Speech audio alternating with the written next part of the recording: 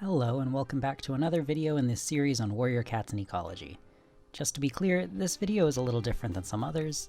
Most of the research for this video has to do with ecosystems and plants, not so much feral cats. So this is a bare bones kind of introduction to these ideas, and I welcome anyone interested to look more into this information for yourself. Usual disclosure, this is for a college project, so all sources will be displayed on screen, in the credits at the end, and in the description. Part 1. What are disturbances? A disturbance is broadly defined as any event that disrupts an ecosystem and causes change to resources. One paper gave the simplest definition that it removes organisms and frees up both space and resources to be used by new individuals. Both the types and intensities of disturbances are different in particular parts of the world. For instance, there are some places really adapted for fires, but some places that aren't equipped to handle a fire at all. There's physical, biological, and landscape utilization disturbances. Some physical disturbances include fire, flood, and drought. Biological are things like insects and herbivores causing a lot of damage to plants. Human activity included in landscape utilization are things like urbanization and habitat fragmentation. And for clarity, another term we could easily use instead of natural disturbance is natural disaster. A couple of terms and ideas to keep in mind. Intermediate disturbance hypothesis. The idea that there's a high species diversity at intermediate levels of disturbance. Too short of time between disturbances, and it's too little time for a big change, and too long and stronger competitors are going to dominate the ecosystem. Sensitivity, which is how species respond to changes in external stressors. More sensitive species have stronger responses when something bad happens. Resilience. It's the ability of an ecosystem to undergo disturbance without shifting to an alternate state. And then there's secession. Secession is how a community and species dominance changes over time after a disturbance. Successional changes happen all the time until the next disturbance. It's a really difficult thing to do scientific modeling studies on secession because there's so many variables, and it's a very broad concept. But it's an important thing when talking about disturbance. The disaster isn't the only part that matters. What happens afterwards is important too. Ecosystems adjusting is great for biodiversity as disturbances allow for things like nutrient cycling in the soil. Part 2. Warrior cats and ecological disturbance. So, what happens in warriors that's of note? Plenty of things, actually. I'll be combining each instance with the real-life equivalents, too, so this is just a really long section. A big notable one is the fires. ThunderClan Camp is hit with fires twice. The first one happens in Rising Storm. For the record, anytime I mention a season, it's going off of the Warrior Wiki's event timeline in addition to context clues from the books. And according to the wiki, the fire starts in Greenleaf, when there's bone-dry bracken that easily catches fire. The fire is started from two legs near the tree cut place, and it spreads through ThunderClan's camp. To shelter from it, the cats head to Sunning Rocks and are taken into RiverClan. The fire is big. Fireheart notes how it smolders through the tree trunks and it completely destroys parts of the camp. It's put out by a huge rainstorm. After the fire, ThunderClan returns, and in the coming days, Fireheart is grateful for the rain. Perhaps the most iconic fire is the fire scene in Long Shadows. It takes place in Leaffall, when lightning strikes a tree at the edge of the hollow and it topples into the camp. Part of the camp burns, and so do the bushes at the top of the hollow. I would assume that they were the ones surrounding the tree. This fire isn't very big and seems to go out pretty fast without huge lasting damage. Now, I hear RiverClan has a campfire in River of Fire, whose title suddenly makes a lot more sense to me, but once again I haven't read past The Last Hope, so I can't be of help there. From what I've gathered, it's another lightning strike in Leaffall. Real fire is a tricky thing. Fire cycles vary between places, and it can be detrimental to an entire strand of trees and forests it goes through. We're focusing more on forest here because that's where ThunderClan is. A fire's intensity is the rate at which heat transfers from the flame to the fuels ahead of the flame, and it's very important for categorizing a fire's behavior. Area burned is going to depend on the rate of the spread and the weather beforehand, which influences the fuel. A fire sweeping through the forest is going to kill the above-ground portions of grasses, forbs, shrubs, and organic litter. Sometimes even low-intensity fires will kill canopy trees, especially if it's a canopy fire. Excessive or severe wildfire can cause a lack of structural diversity and homogenize the landscape in its wake. Short-term effects on wildlife include displacement, death, a chance for increased predation, starvation, and reduced reproductive success. Long-term effects include changes in evolution of the community based on the number of survivors, immigration, habitat, pathogens, predators, and the recovery of competitors. But some species of plants, and the animals that depend on them, do better after fire. A fire opens up canopy space in forests for sunlight to reach new plants better after the fire. It can also allow for new plants to have less competition for soil resources too. Here's a good set of images showing successional stages for the years after a fire. See how new plants are able to grow afterwards and lead to a change in the diversity? One study on brown hares found that they did very well in the years post-fire. It was likely a combination of decreased predation, more vegetation, and more rabbits both young and older surviving the fire. Human activity can increase or decrease fire activity too. We tend to suppress fires, but in turn it can lead to a buildup of fuels and cause higher intensity blazes when one comes through. One solution is prescribed burnings, which are intentional and carefully managed to make sure some fuel is removed, and it helps the ecosystem. Fires can really help the composition of plant and animal species in the area. It's common in boreal, subalpine, and to some degree coniferous temperate forests. A study in Australia found that fire caused enough changes in the vegetation that it was easier for cats to hunt small mammals, causing a decline in their populations. Cats really took to areas that were subject to burning or livestock grazing. I really like how in Rising Storm, Firestar mentions how the fire would be good for the ecosystem, despite the destruction. It specifically mentions that he welcomed the cleansing rain that would wash the ash into the soil and help the forest to recover. Not only that, but there's mention that the forest must have a chance to replenish itself before they could eat their fill once more as the prey returns. Something I had forgotten about the older Warrior Cats books is how much more realistic they felt. As time goes on, the plot tends to get more fantastical and lasting effects are kind of tossed aside. I'd like to see a bigger response to fire from the cats. Fires are pretty quick to be put out, and they don't seem to cause lasting devastation. A big thing about warriors is that there's no time to really devote to the plants in the forest when we have the cats to focus on. I'd highly encourage you with all of these scenarios to be thinking about how they could be utilized in an AU or a FanClan story. With all that said, the next disturbance is flood. Now, I do need to clarify, I have not read what is probably the biggest case of flooding in the clans.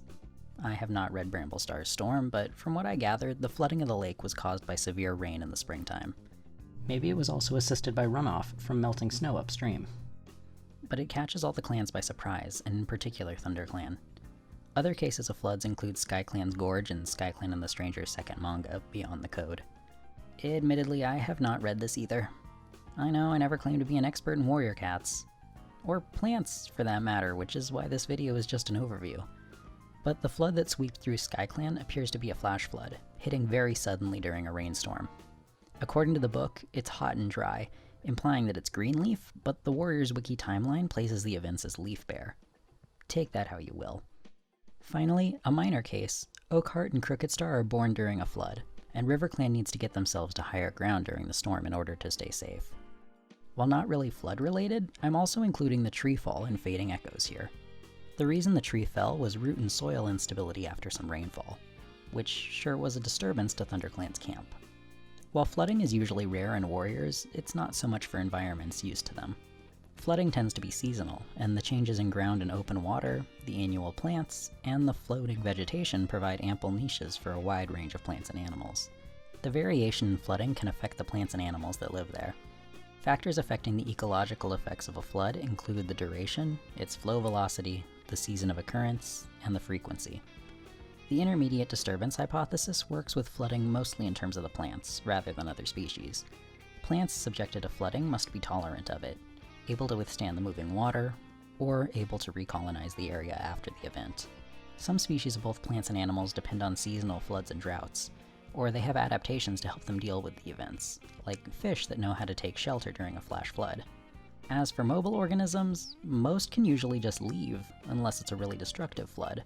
But if there's a high mortality, immigration from nearby communities can occur to help make up for it.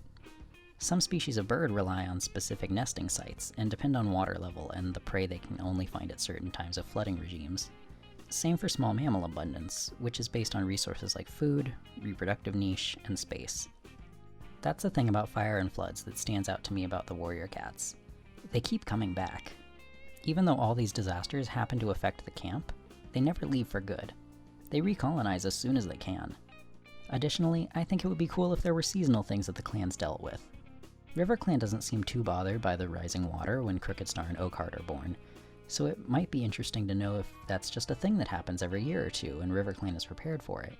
Or it might be interesting if certain migratory birds only come by at a certain time of the year that the cats could go after.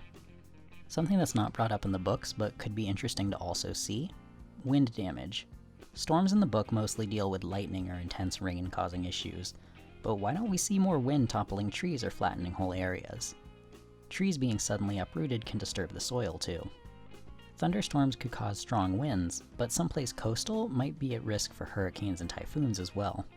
Think about it though, the lake territories can't be too far from the sun-drowned place. Maybe that's something to explore. Next, a short section on severe winter. There's not a lot of instances of it, and it's more of a prey thing than an ecosystem thing, really. Ice damage can break trees, but that's never really a concern. Instead, we have instances like the terrible starvation in Goosefeather's Curse, because they couldn't catch any prey, and Mosskit's death from exposure in Bluestar's Prophecy. And what about drought? Clans face drought in the Fourth Apprentice as the lakes start to dry up and there's less prey for everyone. It's in Greenleaf, so it makes things worse. They don't know the dry up of the lake is caused by beavers, but it's caused by beavers. In reality, beavers are usually more associated with flooding than they are with droughts. And the flooding they cause can do a lot to affect the morphology of streams, the carbon and nitrogen cycling in the area, and the vegetation. This can be good for some species and not for others. In particular, we only need to know about the cats, and it's terrible for the cats. One study in Australia found drought can shift what predators eat, finding that a drought from 1982 to 1983 caused more adult rabbits to be preyed on by foxes, and in turn, cats who were eating young rabbits shifted more towards eating invertebrates, small mammals, and reptiles in the summer and autumn when there was less young rabbits, and during the drought, eating more reptiles and carrion. A way to explore this might be seeing what the cats could have done had the issue not been something they could fix. Would clans move again? Would they learn to switch prey? RiverClan seemed very angry other cats would attempt to hunt fish when it was all they ate. Last section out of the books, the human aspect. Dawn takes place in the leaf fall/leaf bare time when Fortrees is destroyed and cats finally start the Great Journey. This is the event that finally breaks them and they realize they have to leave to survive. Humans do a lot to both manage and utilize land. A lot of disturbances caused by humans include logging, land clearing, agricultural abandonment, wind throw, insects and disease outbreaks, changing fire regimes, and increased deer population from human interference. One issue associated a lot with human interference is that of habitat fragmentation. This can be detrimental to some species with high sensitivity. A lot of the response depends on the species' habitat specialization and its life history. Both habitat fragmentation and habitat loss can be bad for biodiversity as a whole. A study in California was done to assess how mammalian carnivores responded to urbanization. Mammalian carnivores generally have large home ranges, low population densities, and slow population growth rates, so they can be at risk from having fragmented or lost habitat. There was found to be a wide distribution of coyote and bobcat, with coyotes found in greater numbers closer to humans and bobcats found in greater numbers further away. Animals like skunks, raccoons, Virginia opossums, and dogs were found a lot by urbanization, which is to be expected because they're generally associated with humans. Meanwhile, mountain lions and gray fox were found further away. Domestic cats were also found in this study, but were very rare, and supposedly because they're prey for coyotes, and they don't go too far from the urban edge if they were detected. Responses to urbanization by all the species was influenced by diet, behavioral adaptability, habitat requirements, and interspecific interactions with both other carnivores and with humans, which we talked about in the last video. One concern I had with warriors was that no one ever seems to be doing land surveys. People and organizations should be looking into land they plan to use for whatever reason, and I don't think they did that for the events of the New Prophecy. Now, I'm no legal expert by far, so I can't go too deep into any of it, but I've left some links in the description to both some US and UK government websites about land surveys and construction near protected areas and wildlife. I just find it odd that no one seemed to check what was in the forest, but then again, by the time that the cats were nearly ready to leave, some of the workfolk had cages and grabbed cats. They knew there was a population out there. I think it's a lot of potential that can be explored, but it's probably a lot of research to get right, and that's why I'm only skimming the surface too. As a last note on disturbances, bugs and foragers. Bark beetles are often an issue in forests, and while they can be host-specific for what trees they target, they can take a long time to cause destruction to a lot of a forest. Browsing game is also something. Animals like deer can deplete an area of a lot of foliage, and wild boar can tear up a lot of soil. Warriors don't get to explore these because we never see big herbivores or anything like that. I hope that even though this only scratches the surface, you learned something, or got a bit of a new perspective, or want to explore some of these concepts more in your own work. That's all for this video. Thank you for watching, and I hope to see you all again in the final installment.